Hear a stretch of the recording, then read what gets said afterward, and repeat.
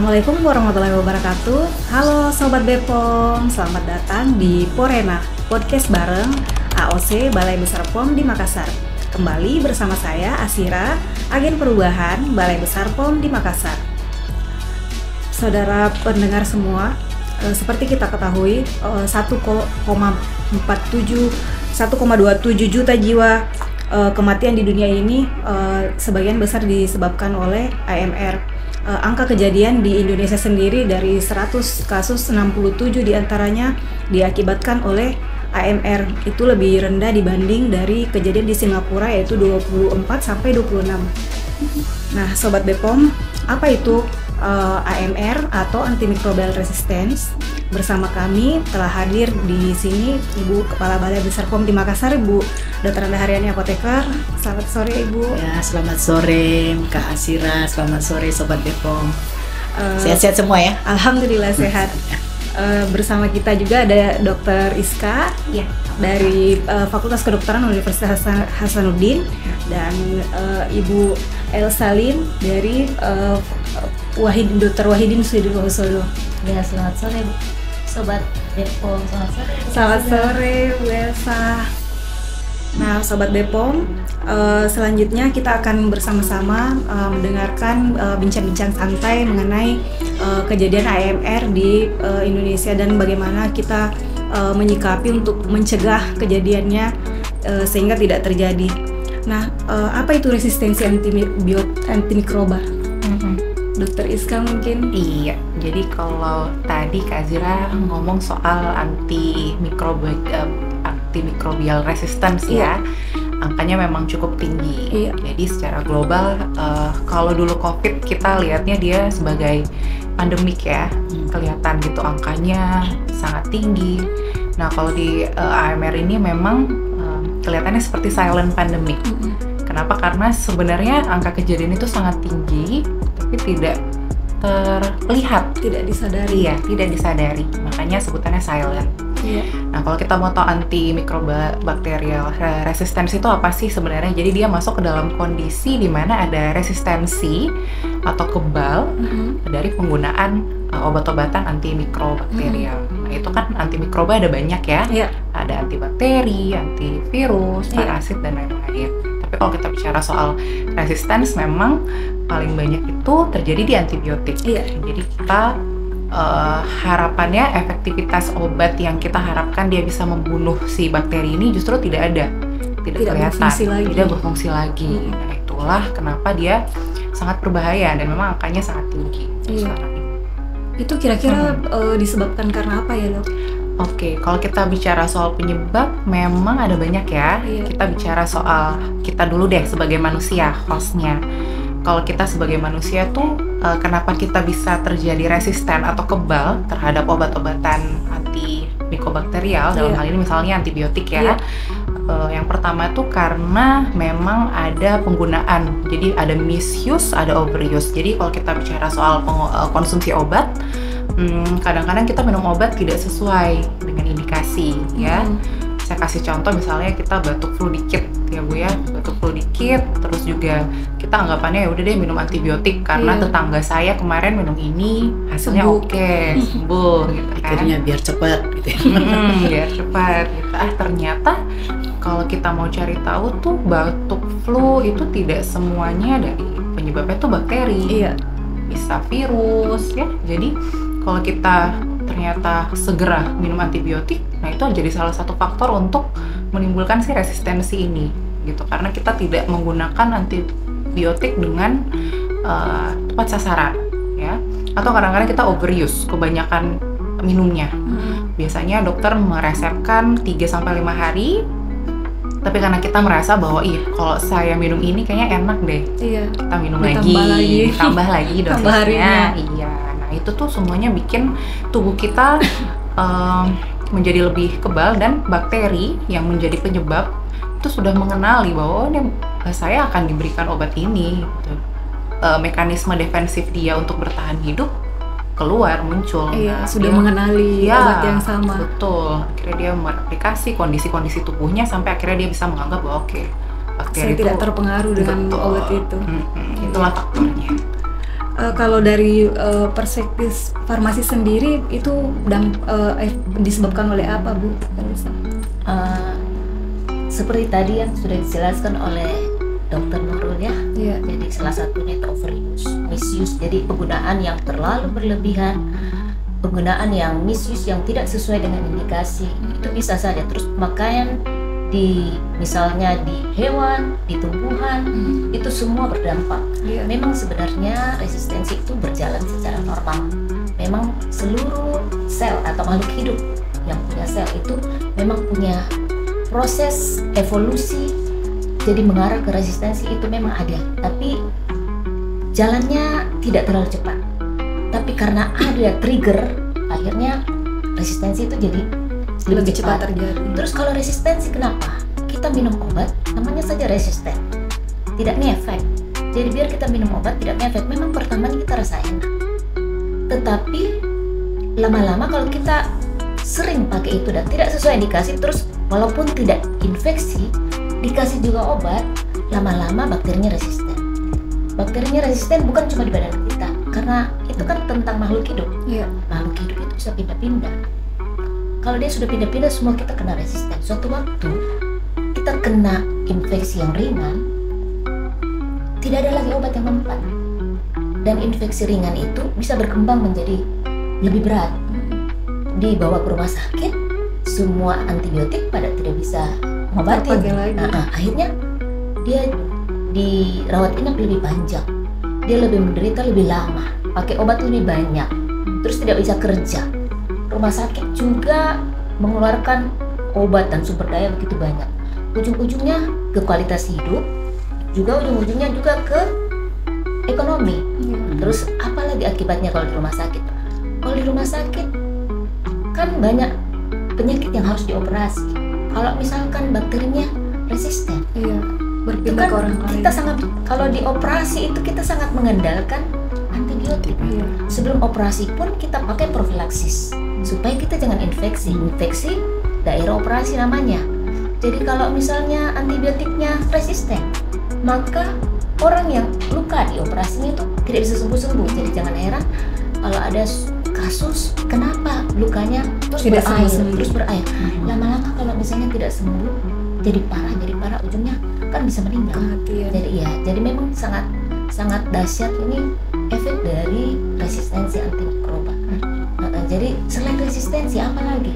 Ternyata penelitian terbaru bahwa kebanyakan minum antibiotik itu merusak flora dari usus kita. Di dalam usus kita ada mikroba yang baik, teman kita yang selama ini menjaga imun, pencernaan. Jadi kalau misalnya kita overuse menggunakan antibiotik, mikroba yang menjaga kita itu pada mati. Yang tinggal yang mana? Yang resisten ini. Resisten dia berkoloni, jadi besar, berkembang biak. Akhirnya dia yang menguasai. Akhirnya kita jadi sakit yang tidak bisa lagi diobati dengan antibiotik karena dia sudah resisten. Jadi seperti itulah. Jadi ya mulai sekarang, karena memang World AMR Aware Week, jadi pekan kesadaran resistensi antimikroba. Temanya itu adalah edukasi, advokasi, dan bertindak sekarang. Harus dari bertindak kita sekarang sendiri. Jangan dianggap sepele ya. Sudah saatnya. Dan itu semua pihak loh ya. Karena sebenarnya cuma tanggung jawab pemerintah, tanggung jawab tenaga kesehatan, tapi ke masyarakat juga harusnya ikut bersama-sama mencegahnya. Pasiennya sendiri. Ini saya tidak berbicara di lingkungan rumah sakit ya, di apotek komunitas di luar ini. Biasanya sakit kepala sedikit pergi apotek. Saya sakit kepala, saya minta beli obat hitam. Jadi kita apoteker yang ada di apotek mulai sekarang kita beraksi, jangan lagi menyerahkan antibiotik tanpa resep. Sedangkan ada resep pun kita harus assess, kita harus menilai apakah memang, kita tanya-tanya apakah memang ada ciri-ciri penyakit yang infeksi. Jadi kalau kita mau kasih antibiotik, kita harus yakinkan bahwa betul-betul pasien itu infeksi. Bagaimana cara infeksi? Ada tanda-tandanya. Biasa dokternya yang tahu, gitu ya. Jadi kalau pasien sendiri yang datang, jangan dikasih. Sambil kita kasih edukasi, kasih pemahaman bahwa kalau kita minum antibiotik serampangan, apalagi cuma sekali atau satu hari saja minum terus dia rasa baik kan dia stop, itu paling bahaya karena banyak yang seperti itu. Potensi untuk resistensinya lebih besar. Ya. Soalnya biasanya suka ngomong gini Bu Elsa, datang ke apotek, saya sudah biasa minum itu, nggak apa-apa, kasih saja katanya gitu kan, biasanya sembuh, ngomong gitu loh Bu. Kadang ke dokter ya. Nggak didiagnosa dokter. Tadi kan Bu Elsa bilang sebaiknya didiagnosa ya, supaya yang pertama penggunaannya tuh tepat ya, antibiotiknya pun tepat kan, dosisnya pun tepat kan. Memastikan dia benar-benar ngomong itu loh ya Kak Asira, kan kemarin tuh ada data kan kita di Badan POM tuh Bu Elsa sama Dr. Nurul kan kita ada melakukan pengawasan ya terkait dengan penyerahan antibiotik di sarana pelayanan kesehatan nih. Mulai dari kalau rumah sakit umumnya berdasarkan resep dokter kan, jarang yang jual bebas kan. Nah tapi ini yang banyak kejadian nih kan yang di apotik ya, malah toko obat. Harusnya kan nggak boleh nggak boleh. Nah ini sesuai dengan data kita di Sulawesi Selatan itu ranking 7. Ini udah mulai turun sih, tadinya ranking 3 nih. Ranking besar ya. Kalau ranking 3 dalam hal bagus kan keren ya, tapi ya ampun gitu. Dan tulisannya merah gitu. Saya selalu sebelah sama teman-teman, kita harus lebih aware ya, dan kita sebagai pengawas sudah harus mulai menertibkan. Nah terus nanti yang seperti Bu Elsa bilang tadi, garda terdepan adalah farmasisnya, apotekernya. Di sarana pelayanan juga harus aware, bukan aware lagi, harus ditingkatkan lagi kali ya. Nah gitu. Terus sekarang yaitu semuanya pasien juga kan, masyarakat juga gitu. Jadi kalau dijelasin ya mbok ya dengar kan, ya Sobat Bepom ya, harusnya seperti itu ya. Jadi karena kita tujuannya adalah mengedukasi supaya pasien juga terlindungi sebetulnya kan, seperti itu. Nah terus gini, sekarang di masyarakat kami tuh kalau sosialisasi mengedukasi ya Bu Elsa sama Dr. Nurul, kami selalu menginformasikan obat itu kan ada 4 logonya ya. Yang ada logo hijau, biru, merah, sama yang narkotika ya. Narkotika bukan narkoba loh ya. Narkotika yang sebagai obat. Nah, hijau sama biru kan nggak mesti resep dokter ya. Boleh suami dikasih istilahnya ya, mandiri gitu. Tapi harus tahu cara penggunaan kan, jangan penggunaan yang salah kan. Terus yang biru harus lebih ada perhatian karena ada peringatan khusus. Nah, yang merah, antibiotik ini kan termasuk merah ya Bu ya. Nah, itu obat keras, dan itu wajib menggunakan dengan ditebus dengan resep dokter atau dibeli di apotek dengan resep dokter. Nah sekarang toko obat berizin, banyak ada toko obat berizin, ada yang tidak berizin. Yang tidak berizin itu maksudnya ilegal. Jadi toko makanan jual obat kan nggak boleh ya. Bagaimana dengan yang online gitu? Ada aturannya? Ya untuk online kan sebetulnya obat keras kan nggak boleh kan, nggak boleh. Nah kalau kami itu ada pengawasan cyber patrol istilahnya ya, pengawasan cyber gitu. Nah itu biasanya kita usulkan untuk di take down. Kalau di online kan memang masih diizinkan ya, tapi ada batasannya. Untuk obat keras tuh nggak boleh. Terutama yang logo merah ya. Merah itu obat keras dong. Nah, jadi harus kudu wajib pakai resep dokter. Gitu. Jadi kalau misalkan saya sebagai Sobat Bepom kalau mau beli antibiotik, kalau ada di online itu berarti saya jangan beli dong. Iya, harusnya jangan beli, nggak bisa dibeli. Ilegal gitu. Iya, karena kan kalau obat keras itu kan harus dengan resep dokter. Nah, memang ada wacana ke depan itu dokter bisa meresepkan dan resepnya elektronik. Tapi itu kan nanti harus ada aturannya dulu kan, seperti itu ya. Nah, untuk saat ini obat keras itu harus resep dokter, dan sekarang di apotek pun ada beberapa apotek itu sudah melayani resep elektronik. Tapi elektronik kan harus bisa dibuktikan keasliannya kan, seperti itu ya. Jangan nanti ada yang bikin sendiri resep palsu, bisa memalsukan. Yang kita khawatirkan adalah nanti penggunaannya kan jadi nggak rasional kan, karena ya itu mengobati diri sendiri tanpa diagnosa, pemeriksaan dokter kondisi dulu, gitu. Infeksi atau bagaimana. Nah, dan itu kan ini ya, dampaknya tuh kan besar ya, dampaknya besar. Belum lagi karena nggak rasional, belum lagi nanti dosisnya keliru kan, itu yang faktor utama, faktor yang sangat berpengaruh terhadap resistensi ya Bu ya.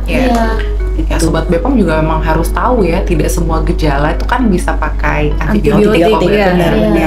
Ada yang memang dengan hidrasi saja, istirahat cukup itu sudah bisa menyembuhkan. Apalagi kalau yang penyebabnya virus. Nah, kalau misalnya kita mau menegakkan dia karena memang bakteri, kan harus ada pemeriksaan khususnya gitu. Jadi memang harus diperiksakan dulu. Kalau misalnya ternyata terbukti bahwa penyebabnya bakteri, dari pemeriksaan laboratorium, misalnya fototoraks untuk infeksi paru, sama periksa kultur ya. Kultur, mikrobiologi, dan dokternya harus lihat keadaan klinis pasien. Makanya pentingnya pasien saya ke dokter. mengaku sakit, Jangan sampai ternyata biasanya hanya butuh resep. Salah satu penelitian yang menemukan bahwa penjualan antibiotik tanpa resep di apotek, banyak orang yang beranggapan gini, saya lebih murah kalau saya pergi langsung ke apotek karena saya tidak usah lewat dokter. Kalau dokter kan mesti bayar dokter. Jadi gitu. Padahal untuk menegakkan diagnosis infeksi itu kita perlu dokter. Dia harus lihat keadaan klinis kita nih. Dia harus periksa fisik. Seperti apa. Habis itu dari periksa fisik saja dokter juga belum tentu menegakkan diagnosa. Dia harus periksa darah dulu. Dia harus, kalau misalnya ada gangguan paru, misalnya sesak, dia harus ditunjang dengan foto. Gitu. Kalau dia demam, biaya semua. Harus dilihat. Jadi semua harus tepat, baru bisa meresepkan. Yang rasional. Resepnya juga itu tidak main-main, tidak sembarang. Oh, saya biasa minum Cefixime, langsung dikasih. Tidak seperti itu ya. Langsung nembak sesuai selera. Bahaya kalau minum obat sesuai selera tuh, Pak. Meskipun kalau bukan antibiotik kan memang, saya kasih contoh ya, kalau obat hipertensi itu kan individual sebetulnya. Nggak mesti, misalnya kalau kayak saya kebetulan saya minum bila perlu aja minum amlodipin. Orang lain tuh belum tentu loh bisa turun tekanannya. Ya sama juga dengan antibiotik kan begitu. Makanya harus didiagnosa gitu karena individualnya kan tinggi juga. Tadi kita bicara dosis, biasa kan suka umur berapa di telepon, umur berapa gitu, 50. Saya 50, Bu Ersa 50, bayangkan berat badannya beda jauh. Jadi dosisnya tuh beda. Ya Bu ya, dosis kan beda kan seperti itu. Belum tentu lah. Sudah berat besar tubuhnya beda. Terus belum tentu lagi, misalnya Bu Ani ada penyakit diabetes, sedangkan saya penyakitku penurunan fungsi hati, itu tidak bisa sama. Tidak bisa sama. Jadi kalau memang kita ada penyakit-penyakit yang lain sebagai penyerta, itu hati-hati dengan obat. Atau jangan gitu deh Bu, biasanya anak kecil kan ya, demam dikit, batuk flu dikit, anakku kayak batuk flu ini Dok, boleh minta antibiotik. Nah itu kan nggak boleh sembarangan ya, Sobat Bepom juga harus tahu bahwa anak kecil tuh nggak boleh minum antibiotik sembarangan, dosisnya tuh ada hitungannya. Gitu, nggak bisa langsung beli amoxicillin terutama ya. Ada juga Dok yang kenapa dokter biasanya mereka datang ke apotek, mereka bawa resep, tapi sebenarnya itu indikasinya tidak tepat. Kenapa dokter, jadi ada penelitian nih, kenapa dokter menuliskan resep terus indikasinya tidak tepat? Karena dokter juga mendapat stresor, mendapat tekanan dari pasien. Jadi tekanannya tekanannya balikin tekanan, pasiennya lebih galak. Pasien kan lebih galak. Jadi pokoknya saya mau ini Dok. Ada perasaan dokternya, nanti pasiennya datang, saya tidak sembuh ini Dok, saya harus dikasih antibiotik. Paksa itu dokternya itu tulis antibiotik karena mungkin juga dia tidak mau, namanya dokter sana kalau kita pergi berobat tidak sembuh. Jadi dokternya kasih antibiotik yang spektrumnya luas supaya sekaligus dia makan langsung tokcer. Padahal itu bahaya sekali kalau spektrumnya luas. Dia bisa membunuh semua. Bakteri gram negatif, positif, semua dia. Sapu habis. Habis. Memang sih bakteri baik dan tidak baik mati semua. Tapi untuk selanjutnya itu tidak kelihatan bahayanya. Nanti kalau kita hanya bisa rasakan bahayanya. Makanya kita kalau bicara antibiotik kan bukan hanya saat ini ya, bukan hanya saat ini. Jadi dampak selanjutnya itu ya sebetulnya yang sangat beresiko gitu. Makanya kenapa tadi di awal bilangnya mulai sekarang kan? Betul. Nggak apa-apa deh, ini mau cepat sembuh nih. Nggak apa-apa deh, lain kali deh baru sadar, ini nggak bisa gitu ya. Nah makanya ini udah ini sebetulnya yang hari sepekan pekan kesadaran resistensi antibiotik. Ya ampun susah amat. Nah, ini sebetulnya kan warning yang sangat keras sebetulnya ya untuk kita semua dari mulai dari tenaga kesehatan ya sampai dengan masyarakat, termasuk Sobat Bepom lah ya. Nah kita harus aware, harus peduli gitu. Ya pertama ya peduli sama diri sendiri dulu ya, jangan maksa itu tadi kata Bu Ersa lebih galak daripada dokter. Biasanya yang disalahkan balai pomnya tidak mengawasi dengan baik Dok. Itu sering loh itu. Sering loh. Loh kalau nggak boleh kenapa balai pom biarin? Kok nggak kalian tindak? Ngomong gitu ya. Ya kita kan maksudnya biji mata kita tuh nggak di semua sarana pelayanan masalahnya. Makanya sebetulnya kita juga sudah banyak kerjasama dengan organisasi profesi ya yang untuk YAI, Ikatan Apoteker Indonesia. Nah sekarang peran dari farmasisnya itu yang harus kita tingkatkan juga gitu. Terutama perannya itu mengedukasi ya, memberikan informasi supaya pasiennya yang tadi galak tuh rada-rada adem, pelan-pelan mengerti. Iya, karena kalau kita nggak mau terima tuh bahaya loh. Ya karena kan 3 pilar pengawasan itu bukan cuma di pemerintah, Betul. pelaku usaha dan masyarakat sendiri sebagai yang sasarannya ini antibiotiknya itu. Dan memang fokusnya sekarang advokasi edukasinya harus pendekatan ke manusianya. Jadi temanya sekarang itu pendekatan ke manusia. Jadi seperti saya apoteker, kebanyakan masyarakat kurang kenal dengan apoteker. Iya. Karena mereka tidak maju ke depan seperti di apotek komunitas, ya.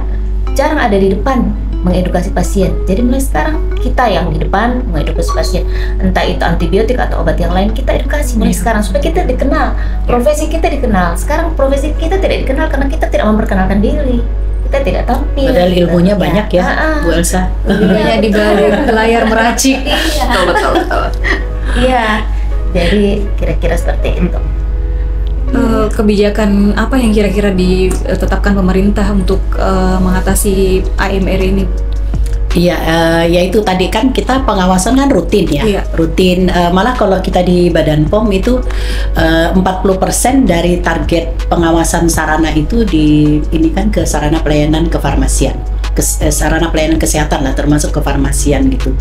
Nah jadi kita tuh sekarang sudah tidak lagi memeriksa, misalnya kalau zaman dulu ya ada timbangan nggak gitu, sekarang nggak butuh lagi yang seperti itu di apotek.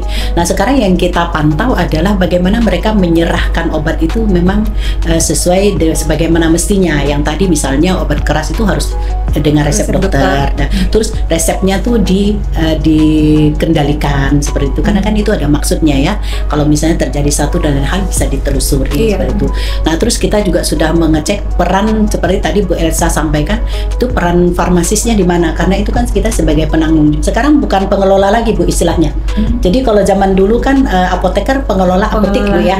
Sekarang APJ, apoteker penanggung jawab. Kata-kata penanggung jawab itu kan beda. Kelola nggak bertanggung jawab bisa gitu. Tapi sekarang kalau penanggung jawab dia bertanggung jawab dan tanggung gugat seperti itu. Jadi dia harus memastikan bahwa proses bisnis di dalam apotek itu sesuai dengan aturan. Nah seperti itu ya, tentu saja tujuan utamanya kan kita untuk melindungi pasien sebetulnya. Nah kadang-kadang pasien itu Bu, kalau apoteknya terlalu ketat sesuai aturan, nggak suka juga. Terus ngomongnya gini, di sana mah apa-apa nggak bisa, katanya nggak bisa dibeli. Nah itu cari di apotek lain. Itu menjadi tantangan, menjadi itu. Akhirnya memang dilema sih kalau yang apotek luar. Jadi kelihatannya nanti dia tidak laku gitu. Padahal mereka mencari omset gitu. Tapi kan harus dimulai ya Bu ya. Iya. Ya kalau enggak kita jadi ini ya, jadi warung gitu ya. Betul. Warung obat. Jadi apa-apa aja boleh dilayani. Bisa dilayani gitu ya. Sesuai dengan permintaan gitu ya. Ada tidak surveillance-nya? Maksudnya mereka lihat sekarang penggunaan antibiotik yang tidak pakai resep sekian, nanti ada lagi surveillance-nya, kita menilai berhasil tidak intervensi. Ada Bu, program ada.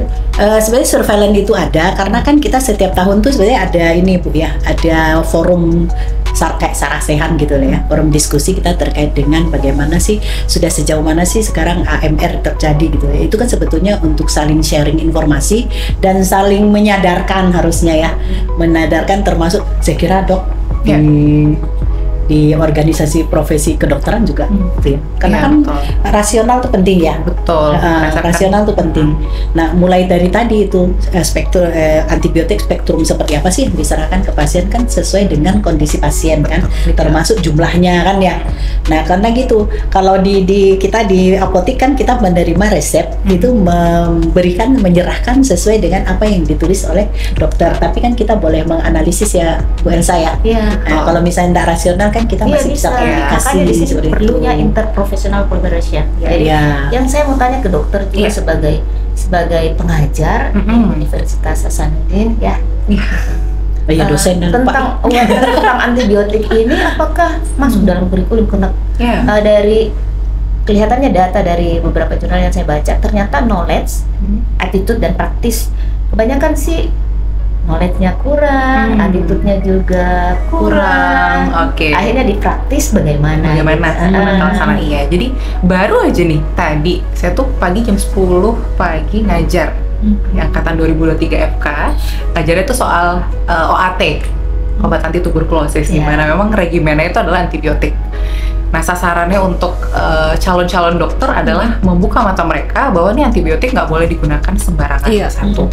Yang kedua adalah antibiotik itu membutuhkan indikasi tertentu di mana resep itu dibutuhkan, ya. Jadi kalau misalnya kita menanamkan itu dari calon-calon dokter, ya harusnya mereka punya rasionalitas yang tinggi, ya. Ditambah lagi dengan nanti pada saat koas, sistemnya itu adalah mereka belajar melihat kondisi di rumah sakit, ya, di lapangan, bahwa oh ternyata pasien ini ada resistennya nih, resisten apa kelihatan tuh dari hasil labnya.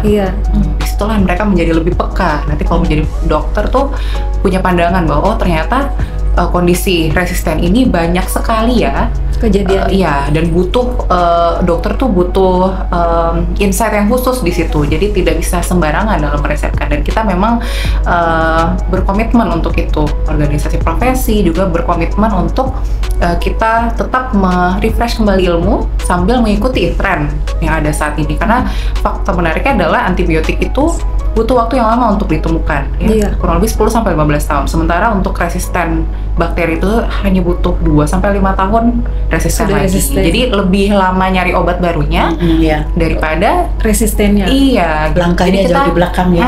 Jadi kita kejar-kejaran dengan kondisi resisten. Jangan sampai ke depannya malah semua orang sudah resisten dengan antibiotik yang ada, sementara antibiotik baru belum ditemukan kembali. Belum lagi kosnya. Kosnya. Jadi kalau kita di rumah sakit itu program pengendalian resistensi jelas karena ada komitenya, ada timnya. Jadi kita di sana pakai panduan atau pedoman antibiotik itu kita golong-golongkan, kita kelompokkan dalam 3 sesuai dengan arahan WHO, ya. Ada namanya antibiotik group excess, watch, reserve. Nah, yang paling kita harus jaga ini yang reserve. Reserve itu kan namanya reserve. Ini kita harus jaga. Ini hanya dikeluarkan sebagai pilihan terakhir, senjata pamungkas. Kalau memang infeksinya sudah tidak mempan lagi yang multidrug, maksudnya mikroba yang resisten terhadap beberapa obat. Nah, itu baru kita keluarkan ini. Atau infeksinya berat sekali, baru kita pakai ini. Itu pun harus kita audit prospektif, terus bikin lagi tindak lanjut. Kalau misalnya hasil kulturnya tidak cocok, harus segera kita ganti. Jadi bisa. Jadi jangan berpikiran, oh tadi saya sudah pakai antibiotik sudah golongan yang tinggi-tinggi, saya tidak bisa lagi turun karena sudah terbiasa. Itu tidak seperti itu. Biar kita sudah pakai yang sudah tinggi, kalau hasil laboratoriumnya tidak cocok, kita harus kembali, walaupun harus kembali ke ampicillin, ya. Ya, betul. Kita bertanya pentingnya dia saya tadi, ya. Kita harus kembali ke apa Bu Elsa, istilah Bu Elsa apa, superbug. Jadi kalau itu kuman itu bisa jadi superbug. Dia jadi seperti Superman. Dia itu superbug. Bug itu kan kuman. Jadi ada kuman yang superbug. Nah, superbug itu dia bukan kebal sama satu antibiotik, tapi antibiotik ini kebal, itu kebal, itu kebal, itu kebal. Kalau kita kena kuman yang seperti itu, ya tinggal tunggu saja waktu. Ya. Tinggal didoain gitu, Bu. Iya. Semoga. Sebenarnya gini ya, kita tuh sudah harus harus taat lah ya kayak gitu ya. Kemarin kan kemarin kita baru dapat pencerahan dari Bu Elsa juga sebetulnya ya, bahwa kita tuh hidup nih harus sesuai, hidup sehat tuh penting gitu ya, pola hidup sehat, pola hidup sehat gitu. Nah termasuk itu tadi harus rajin cuci tangan. Kemarin pandemi kan kita semua cuci tangan ya. Sekarang lewat pandemi lupa lagi handwashnya di mana semua. 5 langkah cuci tangan yang benar udah lupa kan.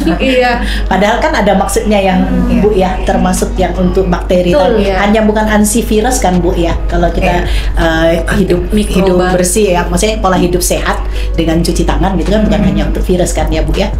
Kemarin juga untuk bakteri sebenarnya cuci tangan itu kan tujuan dari pengendalian resistensi ini, satu menurunkan laju terciptanya resistensi itu. Memang resistensi jalan tapi lambat, misalnya lari 10, tapi kalau kita misuse overuse dia lari 100. Nah sekarang kalau sudah lari 100, cuci tangan itu untuk apa? Untuk menahan, kalau misalnya sudah ada yang resisten, jangan pindah, jangan menyebar gitu. Ke orang lain. Jadi itu salah satu gunanya cuci tangan, supaya jangan pindah bakteri yang resisten itu dari satu orang ke orang yang lain gitu. Jadi cuci tangan memang. apalagi itu adalah salah satu. Apalagi nakes ya Bu ya. Iya. Kita tuh kerja di rumah sakit, di mana orang-orang di rumah sakit itu kebanyakan memang angka kejadian multi drug resistance-nya itu tinggi. Mereka menderita bakteri yang resistennya terhadap obat-obatan antibiotik itu tinggi. Kalau kita udah periksa pasien atau misalnya kita bertemu dengan pasien dan kita harus memberikan obat misalnya bersentuhan. Iya. Nah, program PPI itu kan harus jalan ya. Kita harus cuci tangan memang rutin untuk menghindari itu semua. Jadi nakes memang selain sobat BPOM, untuk teman-teman sejawat apoteker, dokter juga harus pay attention untuk itu. Iya.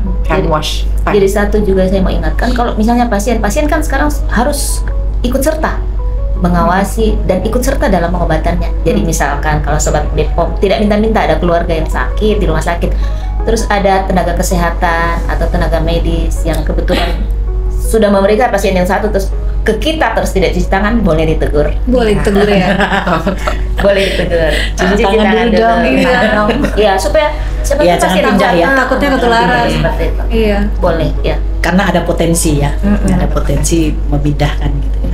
Jadi kalau kita juga pergi praktek dokter, kita harus lihat ya cuci tangan tidak Sebelum menyentuh ya. Iya. Partial dia harus cuci mensing. tangan. Jadi setiap pasien itu harus dia cuci tangan. Karena tadi kan sudah periksa pasien yang satu. Terus pasien yang lain dia harus cuci tangan gitu. Jadi memang cuci tangan itu penting. Kalau sobat BPOM melihat dokter gitu nggak cuci tangan, ingetin aja. Dok, cuci tangan dia. Sepele. Tapi ada hikmahnya juga dengan pandemi ini. Jadi orang jadi lebih tahu, lebih terbiasa dengan cuci tangan. Biasanya kan tidak cuci tangan. Iya. Pelajaran ya untuk kita semua. Betul. Ini Bu Elsa, ada sedikit pertanyaan. Kadang-kadang kan kita dikasih antibiotik misalkan untuk 5 hari. Dikasihnya harusnya kan 15. Kadang-kadang misalnya kalau misal dikasih 20 ada lebihnya 5. Itu misalnya ketinggalan di rumah, nanti dia sampai expire atau apa, itu bagaimana sih perlakuannya kalau misalnya ada obat lebihan di rumah yang tidak terpakai? Kenapa bisa lebih? Harusnya habis. Kalau satu kali resep itu harusnya habis. Iya. Kalaupun misalkan Beli kita keluar sendiri. kota, bisa beli sendiri. Tapi kalaupun juga tidak beli sendiri, ya sudahlah. Sudah barangkali sudah 3 hari, ya sudahlah. Sudah putus, ya sudah putus. Obat yang lebih ini jangan dikasih ke orang lain. Dan tidak boleh juga kita minum lagi kalau kita merasa lagi seperti berikutnya. itu. Saya Belum ada tentu. gejala nih yang lalu Belum tentu sama. cocok. Jadi sobat BPOM ya, belum tentu cocok obat yang lalu itu belum tentu cocok dengan keadaan kita sekarang, atau belum tentu cocok juga buat teman atau keluarga yang mirip-mirip seperti itu gejalanya. Jadi jangan sembarang minum antibiotik. Dosisnya juga belum tentu cocok, jenis antibiotiknya juga belum tentu cocok ya. Seperti itu. Nggak usah istilah hemat, sayang. Iya, sayang dibuang. Malah Ruginya memberikan lebih resiko banyak. yang berbeda ya. Tapi mau nanya dong Bu, Iya. kalau misalnya ternyata kita keluarga nih misalnya, ternyata keceplosan dibeli obat misalnya dan lebih antibiotiknya, itu dibuangnya harusnya di mana ya obatnya? Apakah dibuang? Sudah ada programnya. Ya, ada program. Sebenarnya ini Oke. beberapa tahun yang lalu ya, 2019 sebenarnya sudah ada program Iya. itu, cuman masih ada kendala sedikit karena gini, kita ada program Ayo Buang Sampah Obat. Kenapa sih obat yang selalu disorot? Karena obat ini kan paling berisiko. Jadi ada 5 komoditi di bawah pengawasan kami Badan POM itu yang resikonya paling tinggi itu adalah obat-obatan. Untuk obat ya, obat memang ada yang lain ya kayak obat tradisional, tapi kan dia tidak secepat obat kimia kalau itu reaksinya gitu. Nah jadi kita punya program Ayo Buang Sampah Obat gitu. Nah ini mau diinikan kembali nih, apa istilahnya, dihidupkan kembali, diaktifkan kembali. Nanti kita kerjasama sama GP Farmasi, terus sama beberapa apotek gitu ya. Nanti kalau di keluarga-keluarga ada yang obatnya sisa, yang sebenarnya salah satunya antibiotiknya yang karena salah minum lupa sisa gitu ya, dibuang, atau misalnya ada obat lain yang expired, obat tuh belum tentu udah expired baru kita buang. Kadang-kadang ada yang belum expired pun kalau sudah rusak ya, visualisasi tampakannya rusak kan harus kita buang. Nah itu nanti dibuang di tempat yang ini ada tong sampah khususnya gitu untuk Ayo Buang Sampah Obat. Karena kenapa harus dikumpulkan obat ini kan nggak bisa kita kayak buang sisa makanan ya. Kalau sisa makanan kan dia langsung terurai gitu ya, busuk. malah jadi pupuk gitu. Kalau obat nih enggak. Kalau obat kita buang ke tanah, nanti kan masuk ke air tanah. Padahal kita ini kan semuanya minum air tanah ya. Nah, jadi air tanah yang diproses lah gitu ya. Nanti zat aktif obatnya takutnya masih belum terurai, malah balik lagi ke kita. Ke badan kita. Nah ini kalau kita melakukan edukasi ke sobat BPOM kan biasanya kita sampaikan ya, gimana sih kalau untuk yang sirup buangnya seperti apa gitu, obat seperti apa, takutnya obatnya dibuang ke tong sampah masih utuh orang diambil lagi orang lain. Ada yang pihak kadang-kadang tuh belum paham, jadi mereka bisa manfaatkan kembali, kan sangat beresiko ya. Seperti itu. Ini juga mungkin mungkin ada 1 kali minum yang dia lupakan misalkan. Kelewat jadi, gitu ya. Mungkin terlewat. Jadi ini juga yang saya mau tekankan. Biasanya kalau di luar dokter tulisnya 3 kali 1. Biasanya kan kalau di luar itu masih pakai seperti itu. 3 kali 1. Dalam pemikiran orang awam, kalau 3 kali 1 ya pagi 1, siang 1, malam 1. Dia minum jam 7 pagi, jam 1 siang, jam 8 malam sebelum tidur. Masih sebenarnya jadi kalau 3 kali sehari itu dalam sehari itu ada 24 jam. Jadi obat itu harus diminum setiap 8 jam. Harus dihitung setiap 8 jam. Jadi sekarang kalau kita di rumah sakit tidak lagi pakai 3 kali 1, tapi tiap berapa ratus miligram per 8 jam. Apa maksudnya itu? Kenapa itu? Kan ini riskan nih, ini dosis antibiotik. Jadi kita berusaha antibiotik itu kadarnya di dalam darah stabil. Kadarnya di dalam darah mampu membunuh antibiotik. Jangan tunggu dia turun sekali baru minum lagi. Atau masih banyak di dalam tubuh minum lagi. Kalau masih banyak dia keracunan. Kalau sudah tinggal sedikit baru minum lagi, bisa saja kumannya sudah hidup kembali. Dia jadi superbak, dia jadi mutasi, dia jadi dia beradaptasi, dia jadi kayak bakteri tahan banting. Jadi obat itu diminum kenapa harus setiap 8 jam? Itu sudah dihitung, sudah dipelajari oleh ilmuwan bahwa memang profil farmakokinetiknya dia turunnya sekian harus diminum ulang lagi setiap. Jadi ikuti aturan pakai yang diberikan oleh dokter. Jadi kalau 3 kali sehari tiap 8 jam, kalau 2 kali tiap 12 jam. Harus pasti itu. Tapi kalau beda-beda sedikit tidak apa-apa lah. Kalau lupa itu ya dok ya, sudah mungkin harus diterapkan seperti itu ya. Jangan lagi 3 kali 1, 2 kali 1. Karena ini pasien suka salah persepsi. Jadi dianggap hari itu waktu saat melek aja gitu. Emang jadi jam tidurnya nggak dihitung ya. Tapi ini juga hati-hati kalau misalnya dia lupa terlalu panjang, terus dia baru ingat mendekati mau minum lagi. Jangan minum 2 ya, jangan minum ganda. Oh iya betul. Jangan minum ganda, itu bahaya tuh. Ya, minum saja seperti biasa ya. Jadi bisa overdosis. Kuman yang harusnya mati jadi pingsan, itu bangun lagi. Dan lebih galak. Dan lebih galak. Jadi kalau misalnya terlewat 1 nih, harusnya kita minum 3 hari. Nah sampai 3 hari saya ada kelebihan 1 obat nih. Apakah saya menambah lagi 8 jam untuk meminum kelebihan tadi ini? Sesuai aturan pakai saja. Kalau yang sudah habis misalnya kalau kita lupa, begitu kita ingat tapi belum sampai dekat minum selanjutnya, cepat minum. Maksudnya kalau misal 8 jam nih, saya baru teringat ke 12 jam. Itu kan setengahnya. Cepat minum aja. Yang penting bukan mendekati minum 1 jam lagi. Apalagi di double ya. Jangan di double. Kita ingat minum saja, tapi sebaiknya diingat. Kalau ditanyain kenapa bahaya itu, ada farmakokinetik, farmakodinamik, interaksi obat. Udah punya farmasi lagi nih Bu Elsa. Mata kuliah yang menyenangkan sekali, menyenangkan dan bikin pusing. Banyak yang resisten.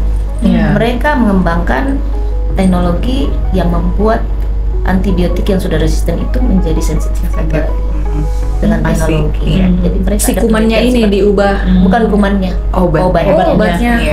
Obatnya dibuat sedemikian rupa sehingga kuman yang tadinya resisten terhadap ini karena diubah bentuknya dia tidak mengenali, kenal lagi. Seperti diubah gubusnya. Seperti itulah, seperti itu. Dia menjadi antigen baru. Ada istilah seperti nano teknologi seperti itu. Seru ya. Luar biasa perkembangannya sekarang. Karena memang didukung oleh pemerintah untuk penemuan obat-obat antibiotik baru atau antibiotik yang lebih sensitif. Maksudnya sensitif itu mungkin didukung itu juga program pemerintah. Karena kan penemuan antibiotik baru sudah kurang.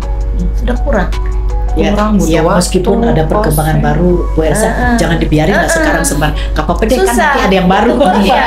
Itu pun belum tentu berhasil. Betul, masih dalam proses penelitian kan? Betul harus Uji coba yang panjang. Yang masih ada itu kita simpan-simpan, kita sayang-sayang jaga. Ini sebagai senjata terakhir kita. Iya. Jangan langsung ditembakkan. Iya, betul. Jangan yang ringan-ringan saja langsung dibom. Biar cepat. Salah persepsi. Nah, aksi kita sendiri di Badan POM itu ada tidak untuk mengatasi antimikroba ini? Itu kita kan selalu mengajak sarana pelayanan kesehatan ya untuk selalu aware terhadap itu, dan termasuk kita kalau yang lalu kita nggak kasih banner gitu ya untuk mengedukasi sebenarnya, karena gini, kita tahu model pasien kita di Indonesia termasuk Sulawesi Selatan loh ya, kalau nggak dilayani sesuai keinginannya reaksinya suka negatif loh. Itu suka kok susah banget. Kenapa sih, kan ya saya yang minum, saya yang bayar, kenapa sih nggak dikasih gitu. Nah itu makanya kita taruh banner, taruh poster supaya mereka baca. Kemarin kita bilang tidak semua penyakit lo harus dengan antibiotik, seperti itu ya. Nah terus termasuk nanti di apotekernya sendiri pun di sarana pelayanan tuh sudah harus komitmen, sama dengan di dokter ya, harus komitmen juga menulis resep untuk antibiotik yang rasional kan, seperti itu ya, mulai dari jenis antibiotiknya sampai dengan dosisnya seperti itu.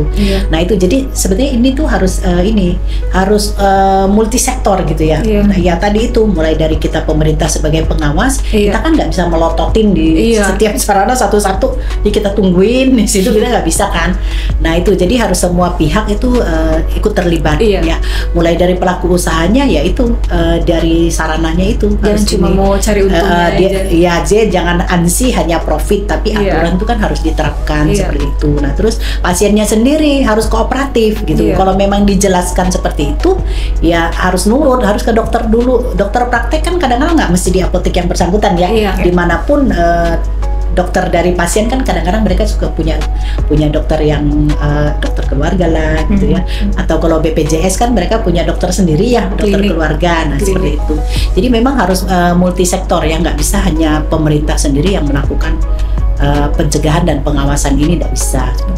Jadi menjadi tanggung jawab kita bersama. Tanggung jawab bersama. Ya, makanya kenapa ada itu ya pekan untuk sadar antimikrobial resisten itu kan seperti itu. Dan ini bukan hanya di Indonesia loh, seluruh dunia. Dan di dunia itu, karena penggunaan antibiotiknya kan sama ya Bu ya. Ini kan pekan kesadaran atau kewaspadaan resistensi antimikroba dunia. Jadi bukan untuk Indonesia saja, seluruh dunia. Tapi masalahnya paling banyak di Indonesia yang penggunaannya tuh tidak ini ya, tidak taat aturan gitu loh. Kelihatannya lebih ditekankan, ada WHO punya program itu ditekankan lebih ke negara-negara dengan penghasilan rendah menengah, low middle income. Memang mereka edukasinya memang kurang. Iya, katanya ini ya banyak faktor ketidaktahuan. Iya, edukasi itu penting akses, air bersih, pelayanan kesehatan, fasilitas kesehatan itu kan masih kurang kebanyakan. Betul. Seperti itu. Jadi banyak memang faktor yang mempengaruhi. Iya, Sobat BPOM, mungkin dari dokter ada final apa yang mau disampaikan ke Sobat BPOM? Closing statement ya. Ya, untuk Sobat BPOM, hati-hati ya, jangan beli antibiotik sembarangan. Kalau misalnya memang ada gejala yang dirasakan, misalnya sakit dan sudah tidak ngerti nih obatnya apa, ke dokter aja gitu. Karena tidak semua penyakit itu antibiotik obatnya. Nanti kalau minum antibiotiknya kebanyakan, misuse, tidak sesuai dengan indikasi, nanti bisa jadi resisten. Resistennya juga bisa menyebarkan ke orang lain. Jadi tolong diperhatikan lagi konsumsi obatnya. Ibu Elsa. Oh, jadi karena sekarang temanya mari beraksi mulai sekarang. Mulai sekarang kita mulai dari diri sendiri, kemudian kita ke keluarga dekat kita. Jangan sembarang minum obat. Bukan cuma antibiotik, tetapi obat yang lain juga, ya. Ibu. Iya, Sobat BPOM, kita tahu kalau antibiotik belinya harus pakai resep dokter. Itu karena termasuk golongan obat keras. Nah, terus belinya tuh harus di apotek. Jangan di toko obat, karena kalau ada antibiotik toko obat tolong laporkan ke Balai Besar POM di Makassar ya. Nanti Kak Asira kasih nomor ininya ya, WA-nya bisa dilaporkan. Nah terus kalau di rumah sakit kan juga ada apoteknya rumah sakit ya, saya. Jadi nebusnya tuh harus di ini di apotik. Jadi di sarana yang resmi. Kenapa sarana yang resmi? Kalau sarananya resmi, perolehan obatnya juga di tempat yang resmi. Jangan sampai sudah pakai resep dokter dapat obatnya yang tidak legal seperti itu, kan itu beresiko ya. Nah, jadi itu ya, mulai sekarang tadi seperti Bu Elsa bilang, kita tidak bisa lagi ntar besok lusa tidak bisa. Mulai sekarang dari diri sendiri dan orang di sekitar kita. Nah, kalau misalnya ada yang nggak sempat ini ya, mungkin nanti dikasih tahu ke teman-temannya supaya mulai menimbulkan awareness lah gitu ya untuk kita semua. Mungkin itu. Nah, Sobat Bepom, itulah tadi podcast kita bersama dengan narasumber kita. Sangat begitu banyak ilmu yang dapat kita dapat hari ini. Harapannya mari kita bersama-sama untuk mampu mencegah penyebaran antimikroba resistance dengan dimulai dari kita sendiri, dari keluarga kita, dan dari orang di lingkungan kita. Nah, Sobat Bepom, ingat Ki, ABC dan 4T. A itu apa? Apa itu? Pahami apa itu resistensi antimikroba. B, pahami bahaya dari resistensi antimikroba. C,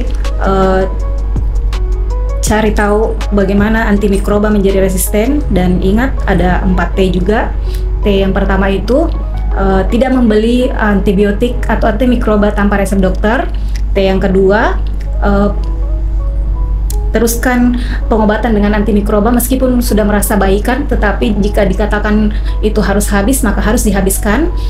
T yang ketiga, tidak membuang antimikroba ke sembarang tempat, tetapi yang tadi dikumpulkan ke tempat pembuangan khusus yang telah ditetapkan.